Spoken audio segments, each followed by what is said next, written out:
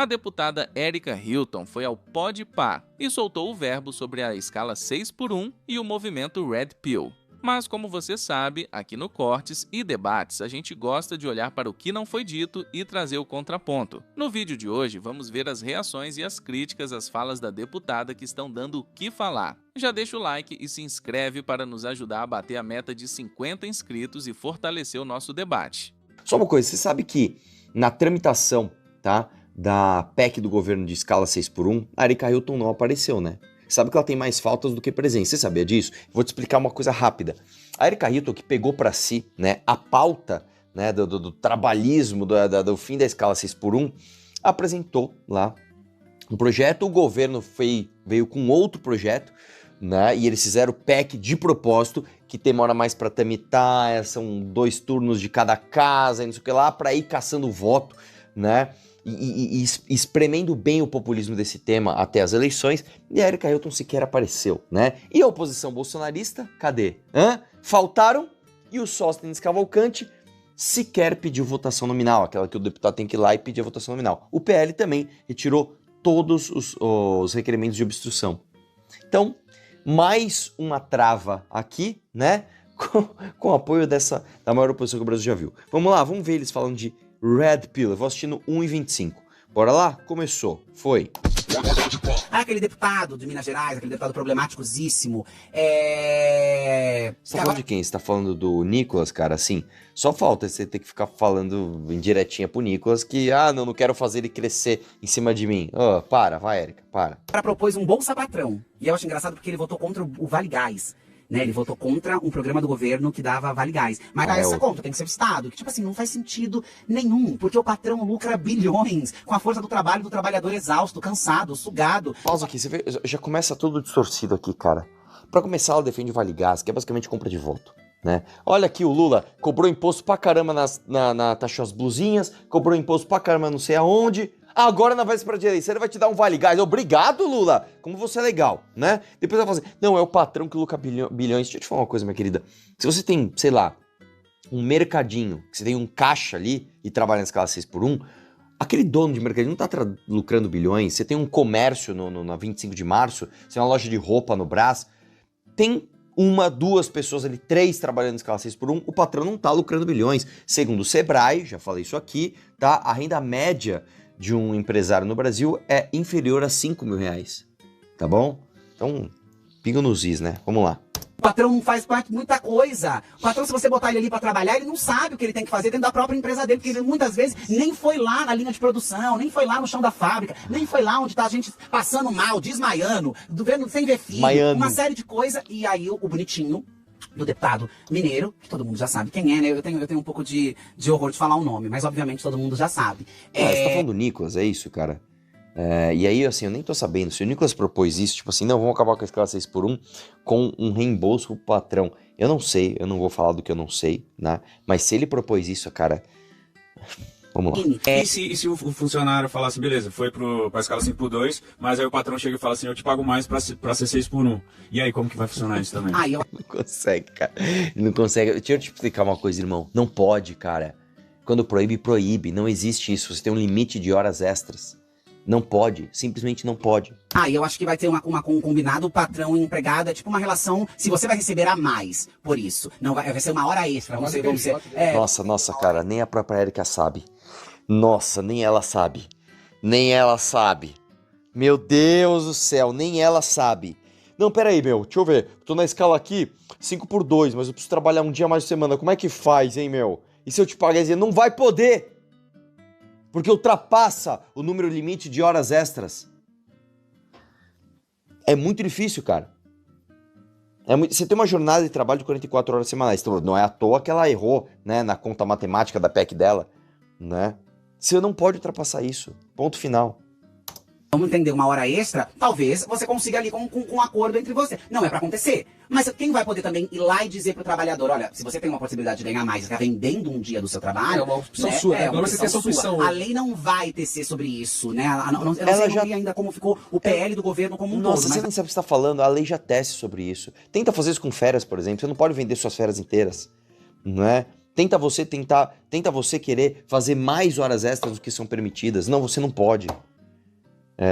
Você viu, cara? Você viu que ela até se constrangeu a hora que... Não, não, a lei não vai tecer sobre isso, né? Não vai!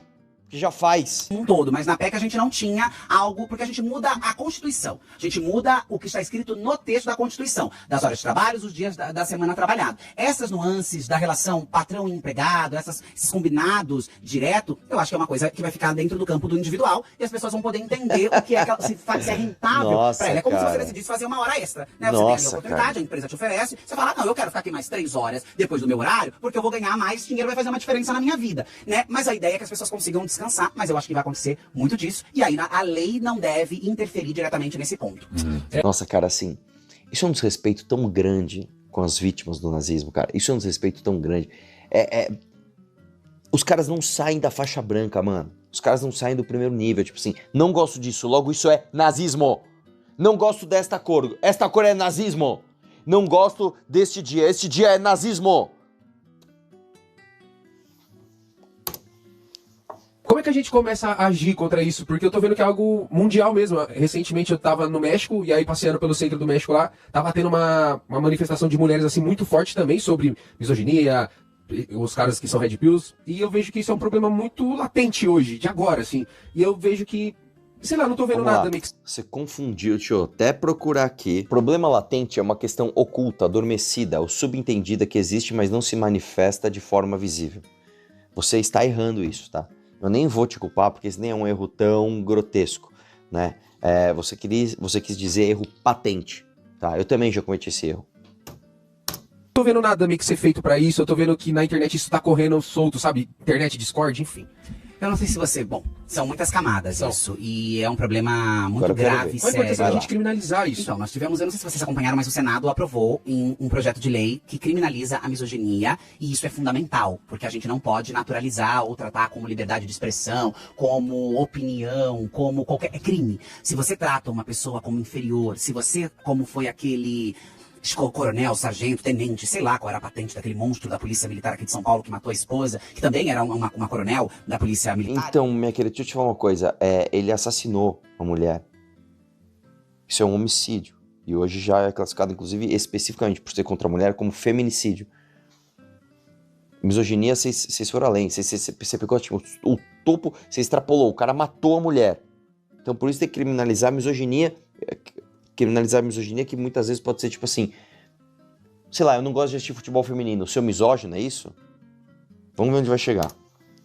E ele escreveu, né, numa carta, num papel, eu te trato com amor, carinho e respeito como um macho alfa deve tratar a sua fêmea beta. Né? É um discurso? É um discurso doentio. E isso é uma expressão radical do que acontece em camadas maiores ou menores. Tem crianças, adolescentes aplicando esse discurso. Tem crianças, tem comunidades a gente acha divertido na internet. E tem políticos que acham que tá tudo bem. Tem políticos que acham que você apresentar um projeto e avançar com um projeto que criminaliza a misoginia é atacar a liberdade de expressão, é colocar homens contra mulheres e é não permitir que homens possam dizer o que eles querem. E aí a gente pergunta, mas o que esses homens querem dizer? Que essas mulheres são lixo, que são cadelas, que não têm dignidade? Porque se for isso, não dá mesmo para autorizar. A gente não pode naturalizar sob o viés e a máscara da liberdade de expressão o crime, porque senão tudo vira liberdade de expressão. Eu posso ver uma pessoa negra na rua e falar que ela é uma macaca, tá tudo bem, porque isso é liberdade de expressão, não é crime. Eu posso chamar uma pessoa trans de qualquer outra coisa, porque é liberdade de expressão, não é crime. Eu posso desumanizar o outro pelo que ele é e garantir que, é minha liberdade de expressão. Mas peraí, a liberdade de expressão tem um limite constitucional. A liberdade de expressão não pode ser a liberdade da criminalidade, a liberdade da ofensa, a liberdade da desumanização do outro, a liberdade de empurrar para a morte uma outra pessoa. Então a gente precisa lembrar que tem um projeto na Câmara da criminalização da misoginia, que inclusive eu já procurei o presidente Hugo Mota para pedir se não fosse votado de imediato no plenário, porque eu acho que tinha que ser direto para o plenário. Mas há uma resistência por parte dos líderes partidários na Câmara. Por que, cara, uma resistência sobre isso? É justamente porque eles alegam a liberdade de expressão? Exatamente. E porque há um certo corporativismo criminoso em algum lugar. Não, eu vou explicar por quê. Vamos lá. Qual o problema? Você vê que ela falou, né, todo o discurso e tal. Mas é o seguinte, qual é o problema desse PL? Ele diz o seguinte, vai ser crime a misoginia, que é, por definição, ódio ou aversão às mulheres. O problema é, o que é ódio ou aversão às mulheres? Vamos lá, novamente, igual eu fiz no vídeo da outra vez, mas o Fantástico interpretou de um jeito. Ele falou uma frase lá, sei lá, você tá nervosa? Tinha que ser mulher mesmo, essa mulher tá sempre nervosa, algo assim. Outra pessoa foi falar dessa lei e usou uma outra frase que não tinha o menor sentido. Aí uma outra pessoa falou assim, você viu que o Neymar falou que um homem estava de Chico, isso é misoginia. Cada um interpreta de um jeito, cara. Cada um interpreta de um jeito. Esse é o grande problema. Vamos lá. Naquele ambiente, né? Parece que o tempo inteiro estão tentando proteger criminosos, proteger crimes, defender crimes. Depois vão lá e se vendem como bastião da justiça, como bastião da... Mas na hora que... Mas isso O mundo tá chato agora, Exato, não dá nem não para dá. zoar mais as Exato, mulheres. Não dá pra zoar as exato. mulheres. Essa é a linha de raciocínio, é esse o pensamento. Então eu procurei o presidente Hugo Mota para ver se, já que não vai com requerimento de urgência direto ao plenário, vamos tramitar aqui na Comissão das Mulheres, vamos fazer um debate por aqui e depois a gente vai entendendo qual é o caminho que esse texto vai andar, porque ele tem que andar e ele é muito importante para o Brasil. Mas tem uma outra questão. Não basta a lei. Porque, por exemplo, a gente tem a criminalização da LGBTfobia equiparada ao crime de racismo, e isso não garantiu com que pessoas LGBTs parassem de ser executadas, com que pessoas LGBTs parassem de ser violentadas. As pessoas não são punidas. Exatamente. Mas a gente precisa de um processo de educação. Pausa. Ai, caramba. Você viu que ele ainda só. As pessoas não são punidas, pô. Pois é, você tá na frente de uma pessoa que votou o contrário, né? A aumentar a pena para crimes hediondos. Ela, não, precisamos de projeto de educação. O Brasil investe um monte em educação, cara. Não é só educação. Você precisa sim da certeza da punição, tá? Caso você seja um potencial criminoso. Porque se fizer isso aqui, cara, eu vou ser punido. É melhor não fazer merda. É preciso educar. É preciso falar com os homens. É preciso educar os meninos. É preciso falar com as pessoas de dizer, olha, o feminino não é pra ter horror, não é pra ser o oposto. Vocês precisam aprender a se relacionar com as mulheres na sociedade. E a gente discute muito isso. Por que não fazer isso com as escolas? Uma educação. E aí vão dizer, não, é a história da mamadeira de piroca, o kit gay, a ideologia de gênero, e nanana. Quando na verdade nós entendemos que a legislação ela é fundamental, importante, ela precisa ser aplicada. Porque não adianta ter uma lei que ninguém responde por ela. Você chega lá Não adianta estar no livro, né? Exato, tá no papel, tem que estar na lei. Mas a lei, só a lei dura no papel, ela também não resolve o problema da sociedade. Porque a gente precisa educar as pessoas, a gente precisa despir as pessoas. A sociedade, o mundo é patriarcal. Meninos são ensinados a serem machistas, meninos são ensinados a entenderem a mulher como algo inferior. Não ensina a gente nem a estudar. É, o que ensina Não, peraí, deixa eu só falar uma coisa. Ela falou assim, isso que lá é patriarcal. Vamos lá. Me fale uma sociedade, na história do mundo, em qualquer lugar do planeta, qualquer lugar, em qualquer período da existência humana na Terra, em que você não teve uma sociedade patriarcal. Não existe. Você pode ter exemplos pontuais de pequenos momentos onde, por exemplo, uma mulher, né, ficou muito poderosa politicamente. Então, por exemplo, todo mundo cita Cleópatra, beleza. Mas a sociedade egípcia, ela é, via de regra, e via de muita regra, patriarcal, tá? As decisões políticas, nesta espécie chamada Homo sapiens, tá? Elas são geralmente tomadas por homens. Por quê? Ninguém sabe. Você não tem essa resposta ainda. Tá? Não existe. Por causa disso. Não é por causa de tamanho, não é por causa de testosterona, não é por isso. Tá? Por que é então? Não se sabe. Mas é assim. Aí, tá. Então você tá falando que isso é uma coisa necessariamente ruim? Não é. Não é. Você pode falar assim, pô, cara, e se eu quiser, por exemplo, que uma mulher ascenda ao poder político? Beleza, ela tem que ser respeitada e vai embora, siga seu sonho.